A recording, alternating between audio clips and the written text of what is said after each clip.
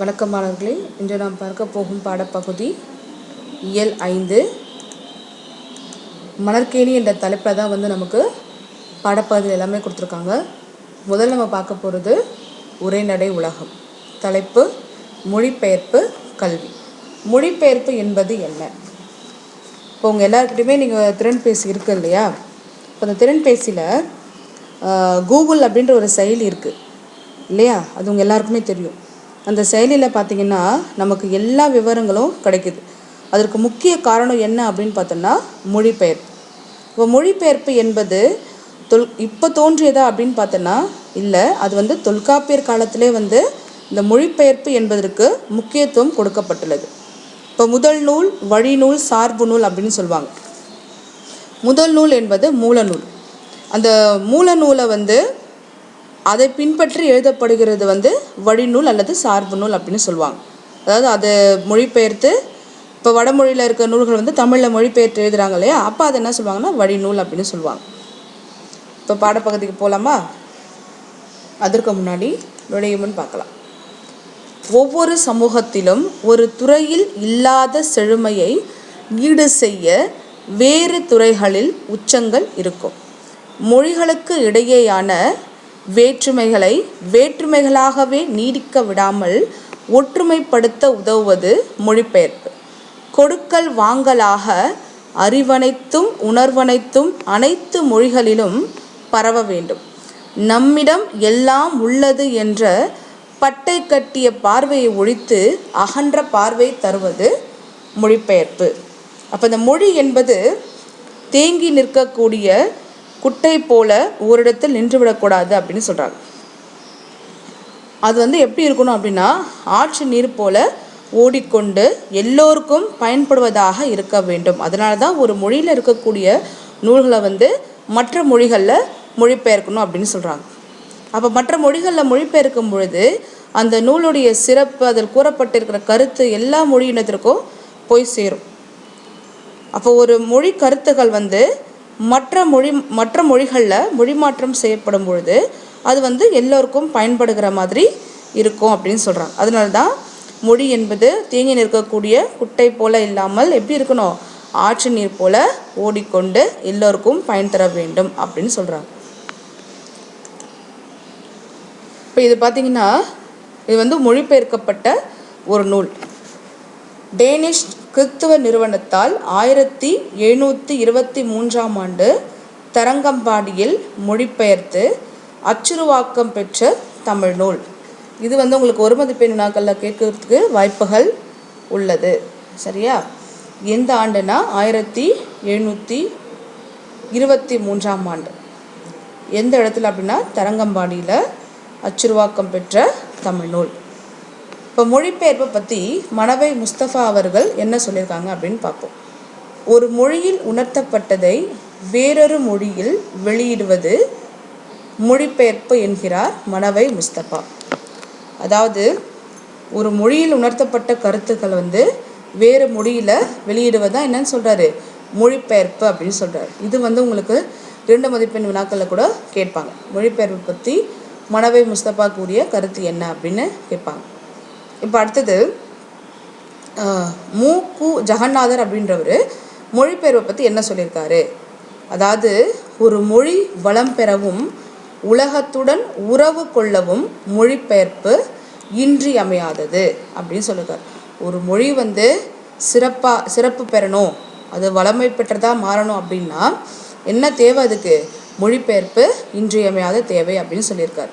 அது மட்டும் இல்லாமல் உலக நாகரிக வளர்ச்சிக்கும் பொருளியல் மேம்பாட்டிற்கும் மொழிபெயர்ப்பும் ஒரு காரணமாகும். நாகரிக வளர்ச்சிக்கும் சரி, பொருளாதார மேம்பாட்டிற்கும் என்ன காரணம்னு சொல்கிறாரு?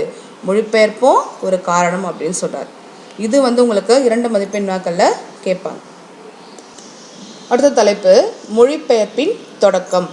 இந்த மொழிபெயர்ப்பு எப்போ தொடங்குச்சு அப்படின்னு பார்த்திங்கன்னா, மொழிபெயர்த்தல் என்ற தொடரை தொல்காப்பியர் மரபியலில் குறிப்பிட்டுள்ளார். தொல்காப்பியரே மொழிபெயர்ப்பு என்ற ஒன்று இருந்ததை குறிப்பிட்டுள்ளார். நான் முதல்ல சொன்னாலே முதல் நூல், வழிநூல், சார்பு நூல் அப்படின்னு சொல்லிட்டு இது தொல்காப்பியர் அப்பயே சொல்லியிருக்கார்.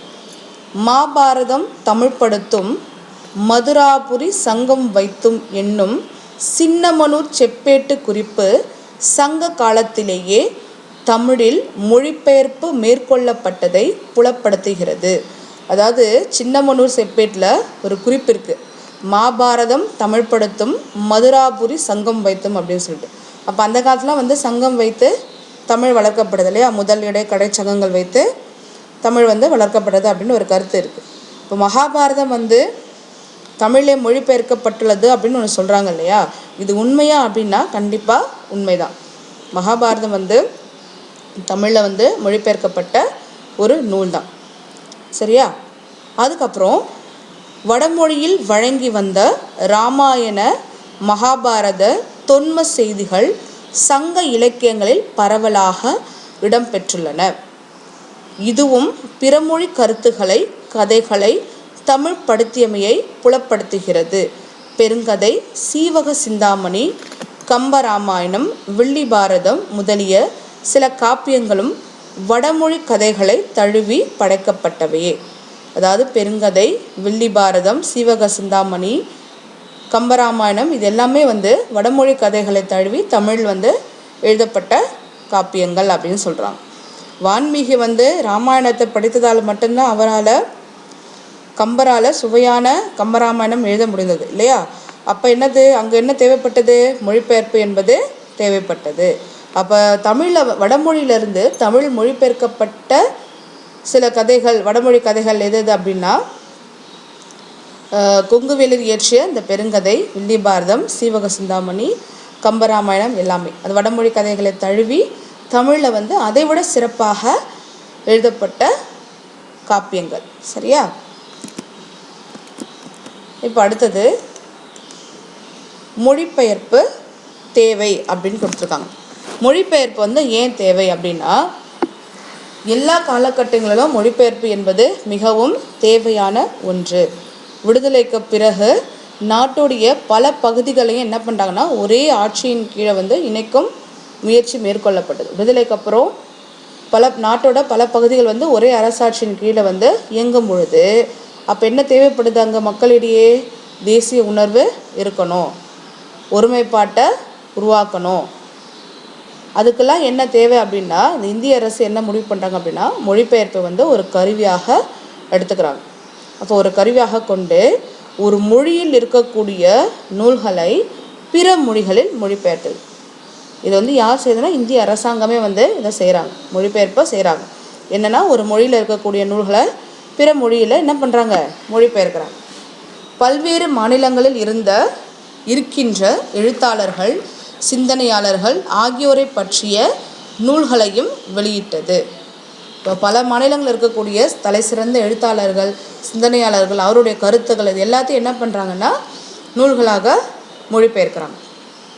இத்தகைய மொழிபெயர்ப்பு முயற்சிகள் சாகித்ய அகாதமி, தேசிய புத்தக நிறுவனம், தென்னிந்திய புத்தக நிறுவனம் ஆகியவற்றின் மூலம் செய்யப்பட்டன. இதற்கான முயற்சிகள் யார் செய்கிறாங்க அப்படின்னா தேசிய புத்தக நிறுவனமோ தென்னிந்திய புத்தக நிறுவனமோ செய்கிறாங்க. இப்போ மொழிபெயர்ப்பு ஏன் தேவை அப்படின்றத உணர்த்ததுக்காக நம்ம பாடப்பகுதியில் ஒரு நிகழ்ச்சி ஒன்று கொடுத்துருக்காங்க. இது நீங்கள் எல்லாருமே கேள்விப்பட்டதா. உலகப்போரின் போது அமெரிக்கா சரணடையாவிடில் குண்டு வீசப்படும் என்ற செய்தியை ஜப்பானுக்கு அனுப்பியதாகவும் அதற்கு ஜப்பான் முகுசாஸ்ட்ரி என்று விடை அனுப்பியதாகவும் கூறுவர். இப்போ உலகப்போர் அப்போ அமெரிக்கா என்ன பண்ணுதுன்னா ஜப்பானுக்கு ஒரு செய்தி அனுப்புது, நீங்கள் சரணடையலாம், நாங்கள் நாட்டு மேலே குண்டு வீசுவோம் அப்படின்னு ஒரு செய்தி அனுப்புகிறாங்க. அதற்கு ஜப்பான்காரங்களும் என்ன பண்ணாங்கன்னா முகுசாஸ்ட்ரு அப்படின்ற விடை அனுப்புறதாக ஒரு செய்தி இருக்குது. இப்போ அந்த தொடரோட பொருள் என்னன்னு அவங்களால சரியாக மொழிபெயர்க்க முடியல. அப்போ என்ன ஆகுது அப்படின்னா தவறாக புரிஞ்சுக்கிட்டு மறுக்கிறோம் அப்படின்னு அவங்க பொருள் எடுத்துகிட்டு என்ன பண்ணுறாங்கன்னா ஜப்பான் மேலே குண்டு வீசுகிறாங்க. உண்மையாக முகுசாஸ்ட்ரு என்பதற்கு சரியான மொழிபெயர்ப்பு என்ன அப்படின்னா விடை தர அவகாசம், விடை தருவதற்கு எங்களுக்கு கொஞ்சம் நேரம் வேணும், அவகாசம் வேணும் அப்படின்னு கேட்குறதா. ஆனால் தவறான மொழிபெயர்ப்பால் என்ன ஆகுது அப்படின்னா ஒரு பெரிய அழிவே அங்கே ஏற்படுது. இது நீங்கள் கேள்விப்பட்டிருப்பீங்க இல்லையா, ஹிரோஷிமா நாகசாகி என்ற இடத்துல குண்டு வீசிய போது இங்கே பல ஆயிரக்கணக்கான உயிர்கள் உயிரிழப்பு ஏற்பட்டது. பல நகரங்கள் சிதைந்து போனது. இந்த மாதிரி நிறைய பேரழிவுகளாக வந்து ஏற்பட்டது. இந்த சாதாரண ஒரு மொழிபெயர்ப்பு அப்படின்னு சொல்கிறோம், ஆனால் அது தவறாக மொழிபெயர்க்கப்பட்டதால் உலகத்தில் ஒரு இடத்துல ஒரு மிகப்பெரிய அழிவே ஏற்பட்டது இல்லையா? அப்போ இந்த நிகழ்வை வைத்து நம்ம பார்த்துக்கலாம் மொழிபெயர்ப்பு வந்து எந்த அளவுக்கு முக்கியத்துவம் வாய்ந்தது அப்படின்னு சொல்லிட்டு. அப்படி முக்கியத்துவம் வாய்ந்த அந்த மொழிபெயர்ப்பை வந்து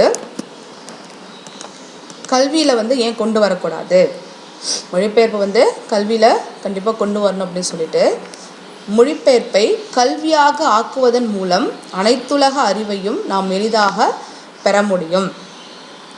இப்போ அனைத்துலக அறிவும் நமக்கு வேணும் அப்படின்னா அதற்கு என்ன தேவை? மொழிபெயர்ப்பு கல்வி வேணும் இல்லையா? ஒரு மொழியில் இருக்கக்கூடிய அறிவியல் சார்ந்த கருத்துக்களை மட்டுமே நம்ம தெரிஞ்சுக்காம பல மொழிகளில் நிறைய அறிவியல் சிந்தனைகள் கருத்துக்கள் இருக்கும் இல்லையா? அப்போ என்ன பண்ணணும், நம்ம மொழியில் மொழிபெயர்க்கும் பொழுது அனைத்துலக அறிவையும் நம்மளால் பெற முடியும் அப்படின்னு சொல்கிறாங்க. நாமே நமக்கு வேண்டிய அனைத்தையும் உருவாக்கி கொள்ள முடியும். அதாவது எல்லாத்தையுமே வந்து வெளிநாட்டவர் எதிர்பார்க்காம நாமே நமக்கு தேவையான அனைத்தையுமே என்ன பண்ண முடியும், உருவாக்குறதுக்கு மொழிபெயர்ப்பு நமக்கு தேவை அப்படின்னு சொல்கிறாங்க. மனித வளத்தை முழுமையாக பயன்படுத்த முடியும், வேலைவாய்ப்பு தளத்தை விரிவாக்க முடியும், நாடு இன மொழி எல்லைகள் கடந்து ஓருலகத்தன்மையை பெற முடியும்.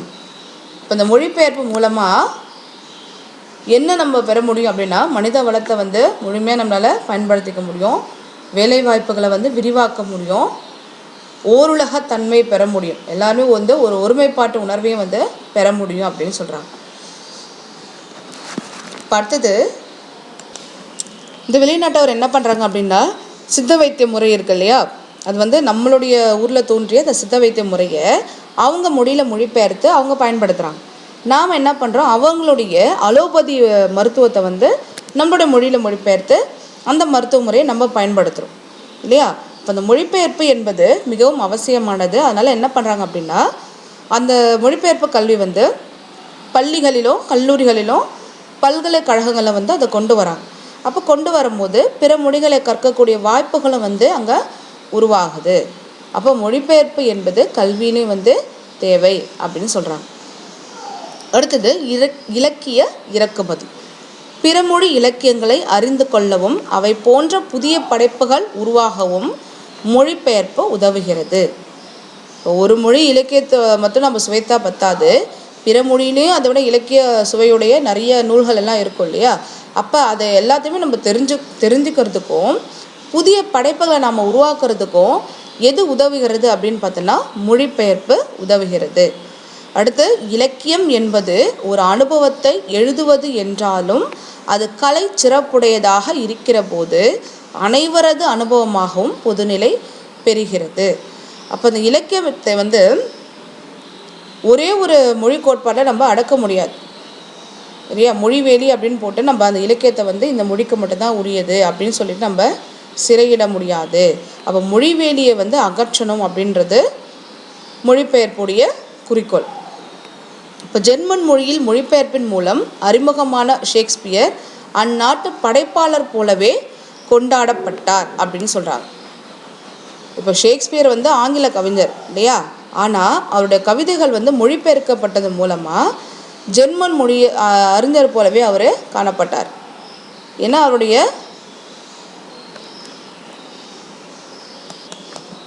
ஷேக்ஸ்பியர் வந்து ஒரு தலை சிறந்த ஒரு ஆங்கில கவிஞர், ஒரு ஆங்கில எழுத்தாளர். நிறைய வந்து நாடகங்கள்லாம் அவர் எழுதியிருக்காரு. அது எல்லாத்தையும் வந்து ஜெர்மன் மொழியில் மொழிபெயர்க்கும் பொழுது அவருடைய எப்படி ஒரு ஆங்கில கவிஞராக இருந்தாலும் கூட அவரோட நாடகங்கள் சிறப்பு இது எல்லாத்தையும் விரும்பப்பட்டதால் அவர் என்னவோ கொண்டாடுறாங்கன்னா ஒரு ஜெர்மன் மொழி கவிஞராகவே அவர் வந்து அங்கே கொண்டாடப்படுகிறார். இதற்கு எது காரணம் அப்படின்னு பார்த்தீங்கன்னா மொழிபெயர்ப்பு தான் வந்து அங்கே காரணமாக அமைகிறது. 18ஆம் நூற்றாண்டு வரை வடமொழி நூல்கள் பல தமிழில் ஆக்கப்பட்டன. ஆங்கிலேயர் வருகைக்கு பின் ஆங்கில நூல்களும் ஆங்கிலம் வழியாக பிற ஐரோப்பிய மொழி நூல்களும் அறிமுகமாயின. இப்போ 18ஆம் நூற்றாண்டு வரைக்கும் வந்து வடமொழி நூல்களை தழுவி தான் வந்து தமிழ் நூல்கள் வந்து மொழிபெயர்க்கப்பட்டது. நிறைய வடமொழி நூல்கள் வந்து தமிழில் மொழிபெயர்த்து அந்த பணிகள் வந்து செஞ்சுட்டு வராங்க. ஆனால் ஆங்கிலேயர் வருகைக்கு பின்னாடி என்ன ஆகுது அப்படின்னு பார்த்தீங்கன்னா அவங்களுடைய ஆங்கில நூல்களும் வந்து ஐரோப்பிய மொழி நூல்களும் வந்து தமிழ் மொழிக்கு அறிமுகமாகுது. அதுக்கப்புறம் அந்த நூல்களை வந்து மொழிபெயர்த்து பயன்படுத்துகிறாங்க. இதே போல் தமிழ் நூல்களும் வந்து பிற மொழிகளுக்கு வந்து அறிமுகமாகுது. உதாரணமாக நம்ம திருக்குறள் எடுத்துட்டாலே உலக மொழிகள் பலவற்றிலும் மொழிபெயர்க்கப்பட்ட ஒரு நூல்னா திருக்குறள் அப்படின்னு சொல்லலாம். உலக மொழிகளுக்கு உரியதாக மாறியது மொழிபெயர்ப்பால் தான். தமிழுக்கு உரிய நூலாக இருந்த திருக்குறள் வந்து இன்று உலகம் முழுவதுமே அறியக்கூடிய ஒரு நூலாக மாறியது எதனால் அப்படின்னா இந்த மொழிபெயர்ப்பால் தான் அப்படின்னு சொல்கிறாங்க.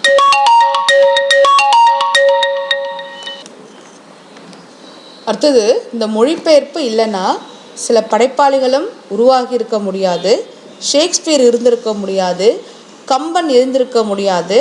ரவீந்திரநாத் தாகூர் வங்க மொழியில் எழுதிய கவிதை தொகுப்பான கீதாஞ்சலியை ஆங்கிலத்தில் அவரே மொழிபெயர்த்த பிறகுதான் அவருக்கு நோபல் பரிசு கிடைத்தது. அதாவது நம்ம தலை சிறந்த எழுத்தாளர், தலை சிறந்த கவிஞர் அப்படின்னா நம்ம சொல்கிறோம் இல்லையா, ஷேக்ஸ்பியர் சொல்கிறோம், தமிழில் வந்து கம்பரை பற்றி சொல்கிறோம், ரவீந்திரநாத் தாகூர் சொல்கிறோம் வங்காளத்தில். இவங்கெல்லாம் வந்து தலை சிறந்த கவிஞர்கள் அப்படின்னு நம்ம சொல்கிறோம் இல்லையா. இப்போ இதற்கெல்லாம் முக்கியத்துவம் என்ன அப்படின்னு பார்த்திங்கன்னா மொழிபெயர்ப்பு. அந்த மொழிபெயர்ப்பு இல்லைன்னா இந்த மாதிரி படைப்பாளிகள் கூட உருவாகி இருக்க முடியாது அப்படின்னு சொல்கிறோம். இப்போ ஷேக்ஸ்பியர் எடுத்துக்கிட்டா அவர் வந்து ஆங்கில மொழியில் ஒரு மிகப்பெரிய ஒரு எழுத்தாளர், புகழ் வாய்ந்த ஒரு நாடக ஆசிரியர் அப்படின்னு சொல்லலாம். இங்கிலாந்தின் தேசிய கவிஞர் என்று அழைக்கப்பட்டவர். அவரோட நாடகங்கள் வந்து உலகத்தில் இருக்கக்கூடிய ஒவ்வொரு பெரிய மொழியிலும் வந்து மொழிபெயர்க்கப்பட்டது யாரோடையதுன்னா ஷேக்ஸ்பியருடைய நாடகங்கள். அப்போ அந்த அளவுக்கு ஒரு தலை சிறந்த கவிஞரை வந்து உலகிற்கு அறிமுகப்படுத்தியது எது அப்படின்னு பார்த்திங்கன்னா இந்த மொழிபெயர்ப்பு தான். இந்த மொழிபெயர்ப்பு அப்படின்னு இல்லைன்னா இந்த படைப்பாளிகள் கூட உருவாக முடியாது அப்படின்னு சொல்கிறாங்க. அடுத்தது கம்பர் சொன்னால் வடமொழியில் வந்து வால்மீகி ராமாயணத்தை தழுவி எழுதப்பட்டதா கம்பராமாயணம். இப்போ அந்த மூல நூலை தழுவி எழுதப்பட்டாலும் மொழிபெயர்ப்பு நூல்கள் போல் அல்லாமல் அதோடைய மூலக்கதையை மட்டும் எடுத்துட்டு நிறைய மாற்றங்கள் கொண்டு எழுதப்பட்டதாக வந்து கம்பராமாயணம். அது அப்படியே அவர் வந்து மொழிபெயர்க்கலை, வால்மீகி ராமாயணத்தை அப்படியே தமிழில் மொழிபெயர்க்கலை, அந்த மூலக்கதையை மட்டும் எடுத்துட்டு தன்னுடைய கற்பனை வளத்தையும் சேர்த்து பல்வேறு மாற்றங்களோட வந்து அதைவிட சிறப்பானதாக எழுதப்பட்டதாக வந்து கம்பராமாயணம். அப்போ அதற்கு அடிப்படையாக இருந்தது எது அப்படின்னு பார்த்தீங்கன்னா மொழிபெயர்ப்பு. வால்மீகி ராமாயணத்தை முழுவதும் கம்பர் வந்து படித்ததால் மட்டும்தான் அவரை விட சிறப்பாக கம்பராமாயணம் வந்து எழுத முடிந்தது இல்லையா. அடுத்தது ரவீந்திரநாத் தாகூர் கூட வங்க மொழியில் எழுத கவிதை தொகுப்பு வந்து ஆங்கிலத்தில் அவரே மொழிபெயர்த்த பிறகு தான் அவருடைய கீதாஞ்சலிக்கு வந்து நோபல் பரிசு கிடைத்தது இல்லையா. அப்போ இது எல்லாத்துக்கும் எது காரணமாக இருக்குதுன்னா இந்த மொழிபெயர்ப்பு காரணமாக இருக்குது. எப்போ அவருக்கு நோபல் பரிசு கிடைத்ததுன்னா 1913ஆம் ஆண்டு அவருடைய இலக்கிய படைப்புக்காக நோபல் பரிசு அவருக்கு கிடைத்தது. முக்கியமாக கீதாஞ்சலி அப்படின்ற இலக்கிய படைப்புக்காக. சரியா. ஒரு நாடு எவ்வளவு மின்னாற்றலை பயன்படுத்துகிறது என்பதை கொண்டு அதன் தொழில் வளர்ச்சியை மதிப்பிடுவார்கள்.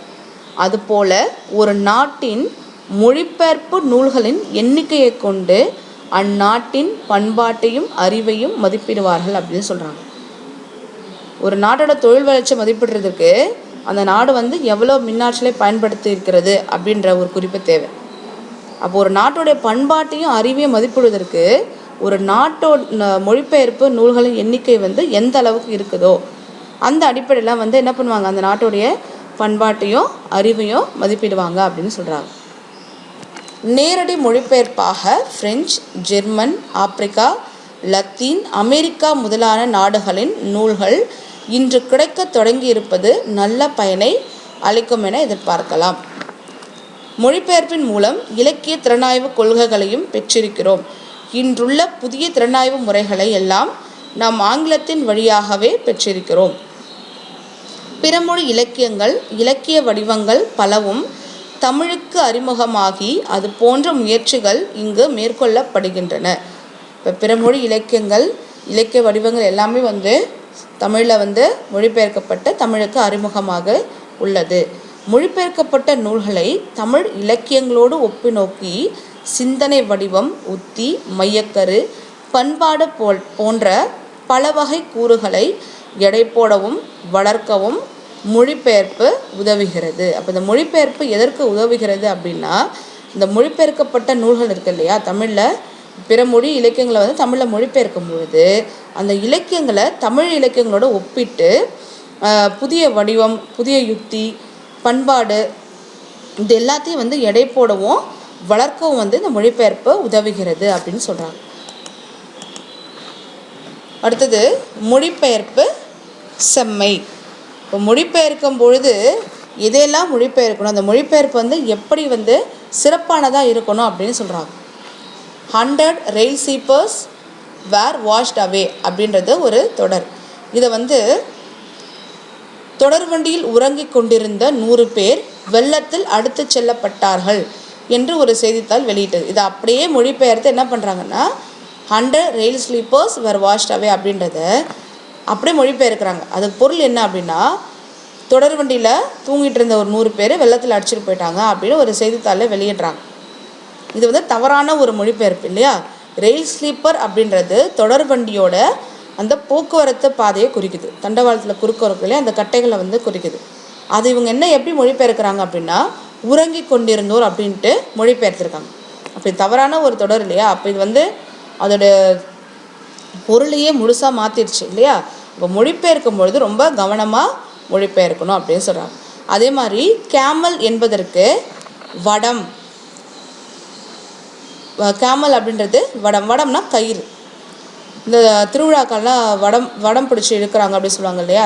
தேர் வந்து இழுப்பாங்க இல்லையா, பெருசாக கயிறு இருக்கும் பார்த்தீங்களா, தேரெல்லாம் இழுக்கிறதுக்கு வடக்கயிறு அப்படின்னு சொல்லுவாங்க. அது எல்லாம் மொத்தமாக இருக்கும் இல்லையா.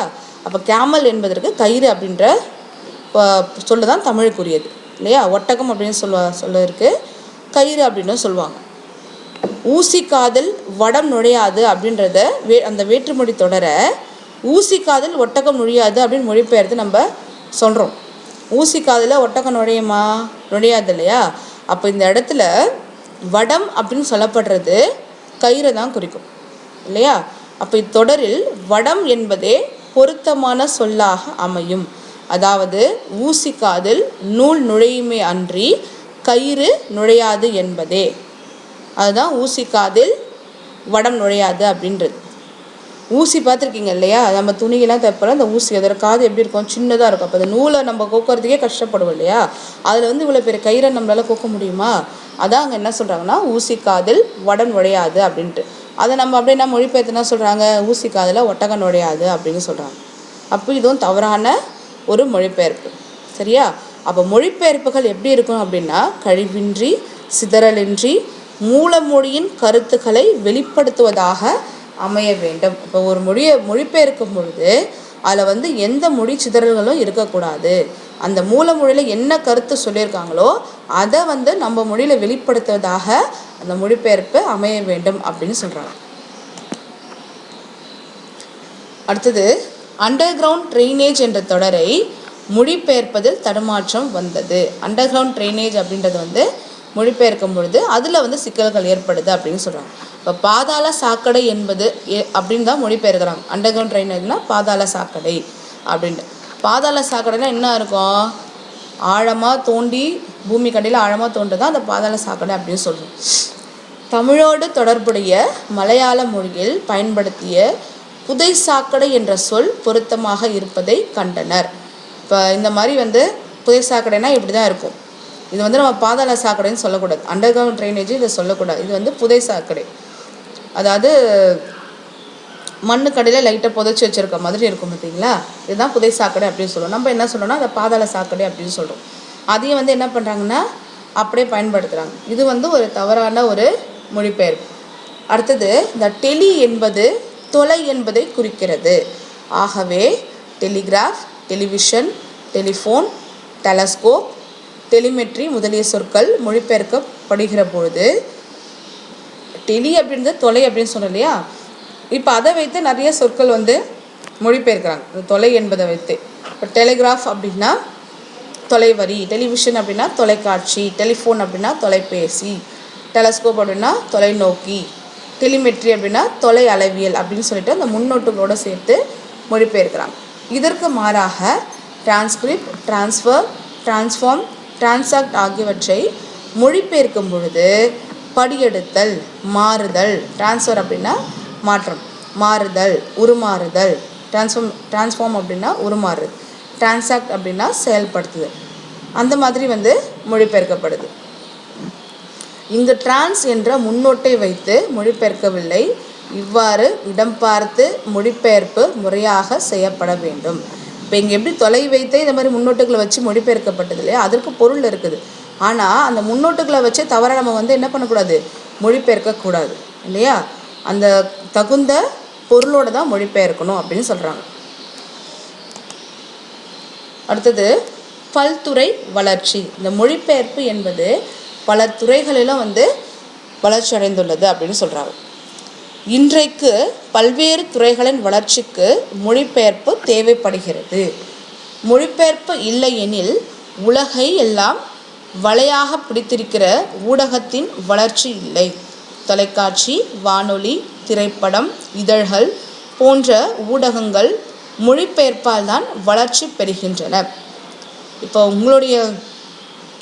உங்களுக்கு தெரிஞ்சதே வரணும்னு பார்த்தீங்கன்னா திரைப்படம். இப்போ திரைப்படம் எடுத்திங்கன்னா தமிழில் நிறைய படங்கள் தெலுங்கில், ஹிந்தியில் அந்த மாதிரி மொழிபெயர்க்கிறாங்க இல்லையா. மொழிபெயர்க்கும் போது அங்கே அதை இன்னும் ரசிக்கும்படியாக இந்த திரைப்படங்கள் அங்கே ஒளிபரப்பாகுது.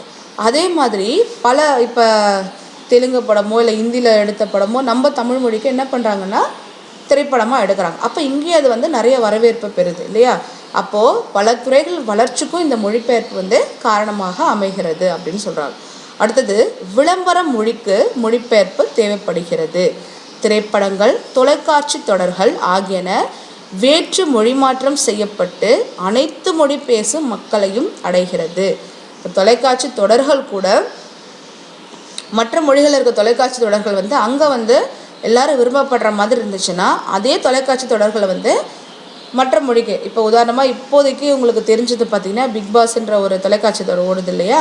அப்போ அது முன்னாடியே ஹிந்திலேயோ தெலுங்குலேயோ ஓடிட்டு இருந்தது தான். அதை என்ன கொண்டு வராங்கன்னா நம்மளுக்கு மொழிமாற்றம் செய்து நம்மளுடைய தொலைக்காட்சி தொடர்களாக கொண்டு வராங்க. இப்போ அங்கே எடுக்கக்கூடிய நாடகங்கள் இருந்தால் கூட அதையும் தொலைக்காட்சி தொடர்களில் தமிழுக்கு கொண்டு வராங்க இல்லையா. அப்படி கொண்டு வரும்போது அது எல்லா மக்களுக்கும் போய் சேருது அப்படின்னு சொல்கிறாங்க. இது ஒரு புது வகையான சிந்தனைகள், மொழிக்கூறுகள் அப்படின்னு சொல்லலாம். அடுத்தது மொழிபெயர்ப்புடைய பயன்.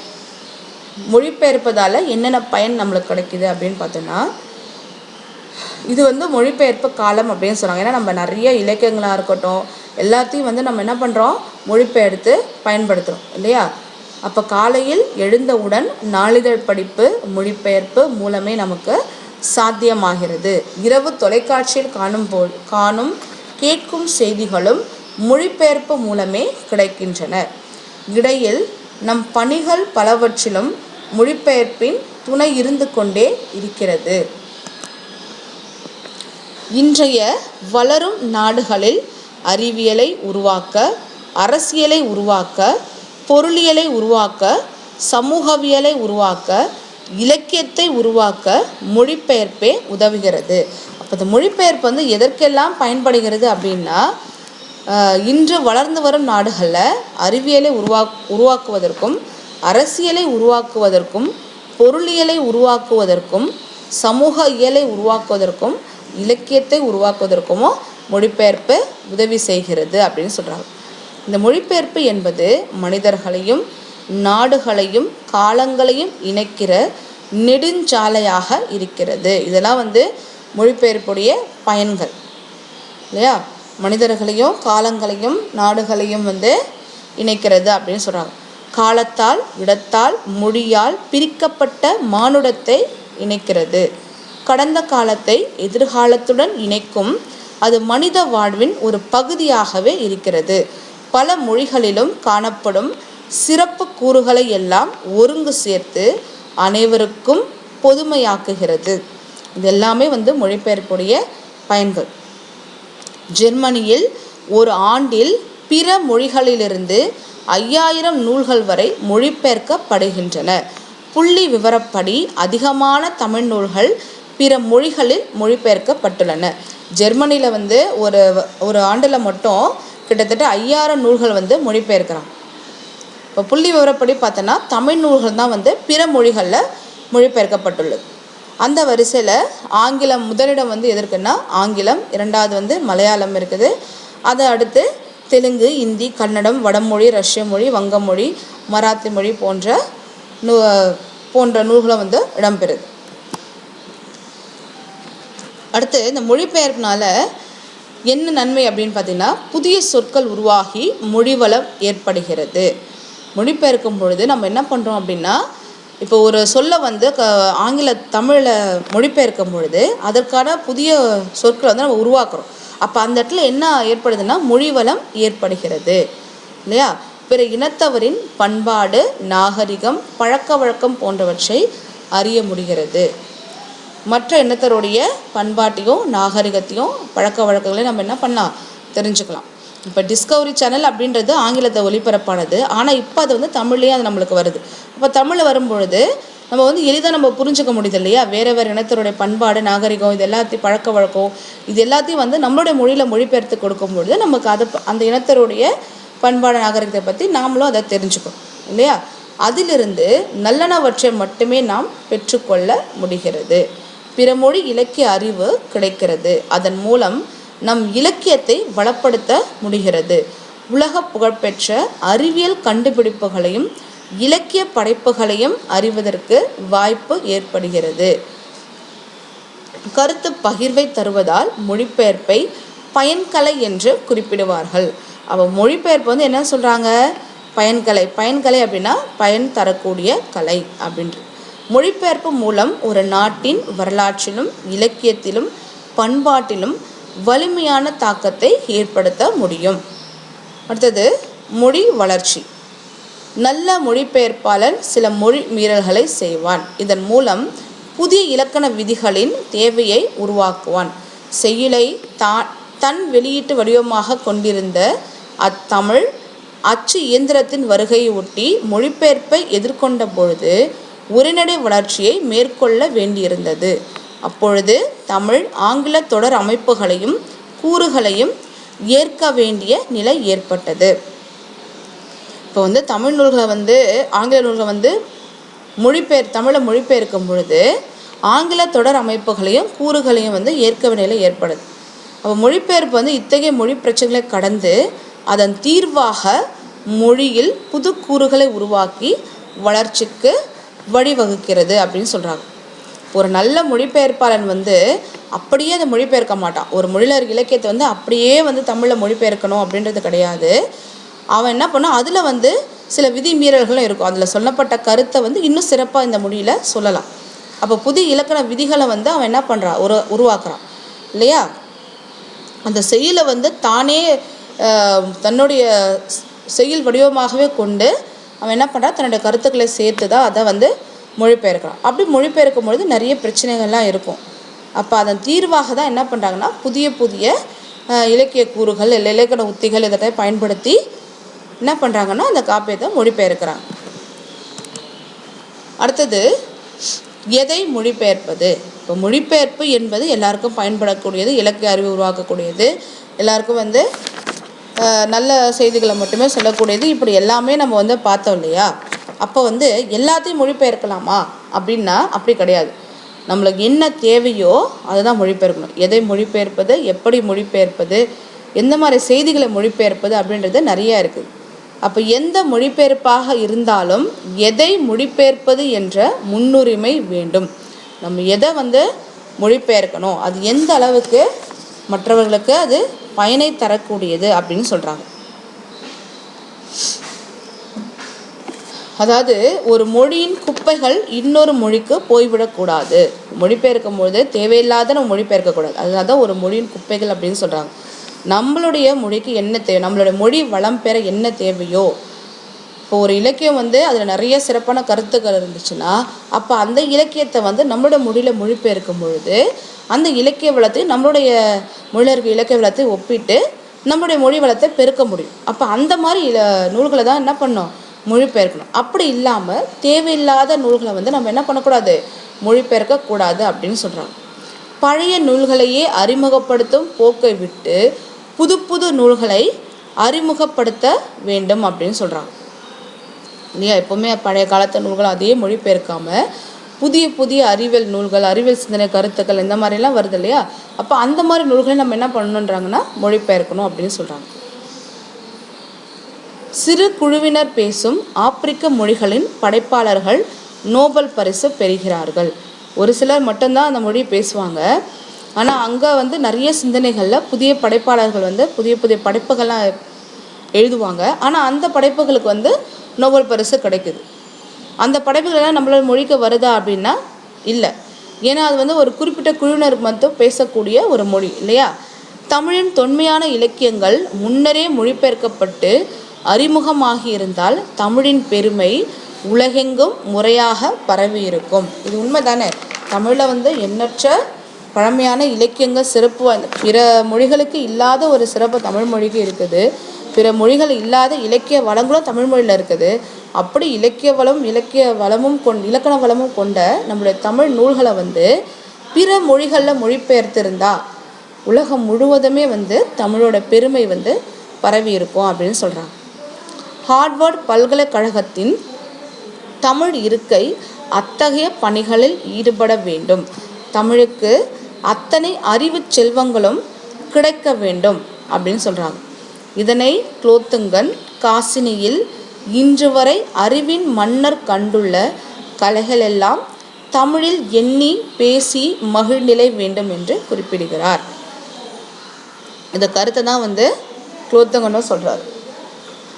அடுத்தது அதுக்கு நம்ம என்ன செய்யணும் அப்படின்னா, மொழிபெயர்ப்பு நிறுவனங்களை அமைப்பதும் மொழிபெயர்ப்பை கல்வியாக்குவதும் மொழிபெயர்ப்புக்கு உதவும் சொற்களஞ்சியங்களை உருவாக்குவதும் ஒரு மொழியின் சிறப்பு கூறுகளுக்கு இணையான சமன்பாடுகளை உருவாக்குவதும் பட்டறைகள் நடத்துவதும் நூல் வெளியிடுவதும் செய்ய வேண்டும்.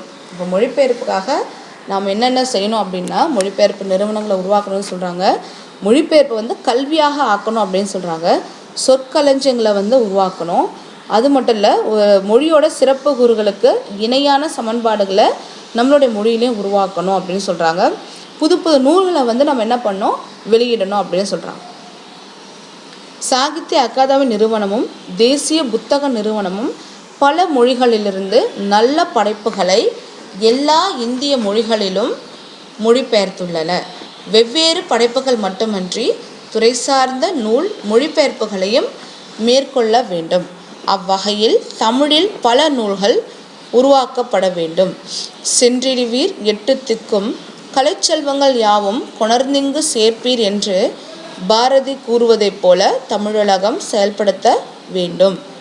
அதாவது 8 திசைகளுக்கும் சென்று கலைச்செல்வங்கள் எல்லாத்தையும் தமிழில் கொண்டு வந்து சேர்க்கணும் அப்படின்ட்டு பாரதியார் சொன்னதை வந்து என்ன பண்ணோம், இப்போ நம்ம செயல்படுத்தணும் அப்படின்னு சொல்கிறார். அது மட்டும் இல்லை, பிறமொழி சாத்திரங்கள் தமிழ் மொழியில் மொழிபெயர்க்க வேண்டும் அப்படின்ட்டு பாரதியார் சொல்லியிருக்காரு. அந்த கனவை நம்ம என்ன பண்ணணும், நனவாக்கணும். அது மட்டும் இல்லாமல் தேமதுர தமிழோசை உலகெங்கும் பரவும் வகை செய்தல் வேண்டும் அப்படின்னு சொல்கிறார்.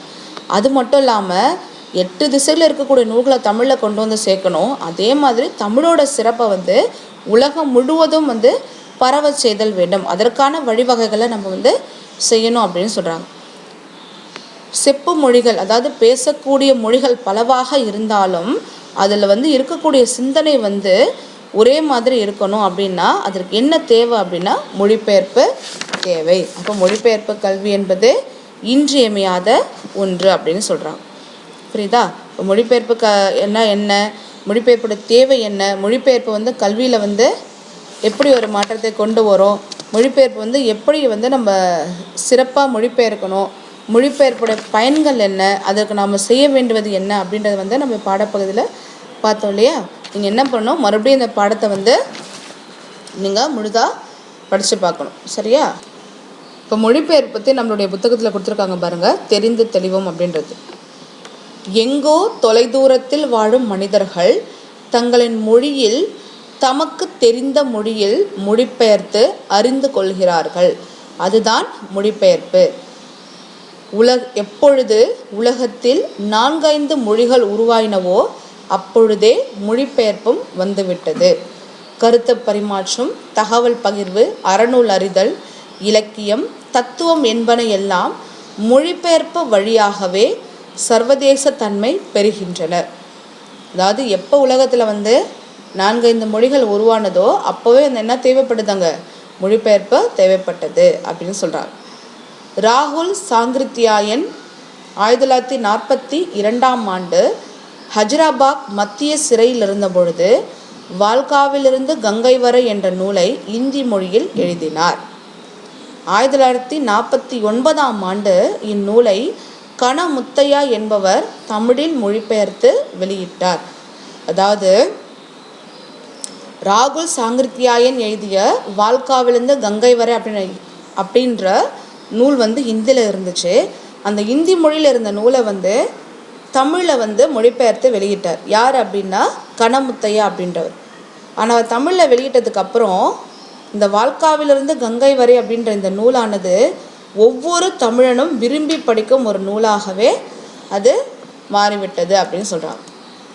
அடுத்து நம்ம பாடப்பகுதியில் இருக்கக்கூடிய குருவினா, தமிழ் மொழியும் ஆங்கிலமும் தவிர நீங்கள் கற்க விரும்பும் மொழியினை குறிப்பிட்டு காரணம் எழுதுக. தமிழ் ஆங்கிலத்தை தவிர நீங்கள் வேறு எந்த மொழியை நீங்கள் கற்றுக்க விரும்புகிறீங்க அப்படின்றதுக்கு உரிய காரணத்தை நீங்கள் எழுதணும். சிறுவினால பார்த்தீங்கன்னா இங்கே ஒரு பத்தி கொடுத்துருக்காங்க இல்லையா, இந்த பத்தியை படிச்சுட்டு அதுலேருந்து நீங்கள் ஒரு 5 வினாக்களை உருவாக்கணும்.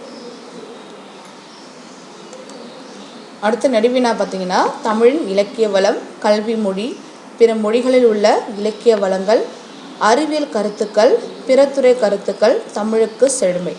மேற்கண்ட குறிப்புகளை கொண்டு செம்மொழி தமிழுக்கு வளம் சேர்ப்போம்.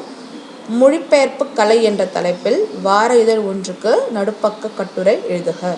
அதாவது மொழிபெயர்ப்பு கலை குறித்து நீங்கள் என்ன பண்ணணும், ஒரு கட்டுரை எழுதணும். சரியா? ரொம்ப எளிமையாக தான் இருக்கும். நீங்கள் என்ன பண்ணுங்கள், இந்த காணொலியை பார்க்கும்பொழுதே அதற்குரிய வினா விடைகளை நீங்கள் படிச்சிட்டிங்கன்னா இந்த பாடப்பகுதி முழுதுமே நிறைவடைஞ்சிடும் இல்லையா? அடுத்த வகுப்பில் பார்க்கலாம். நன்றி.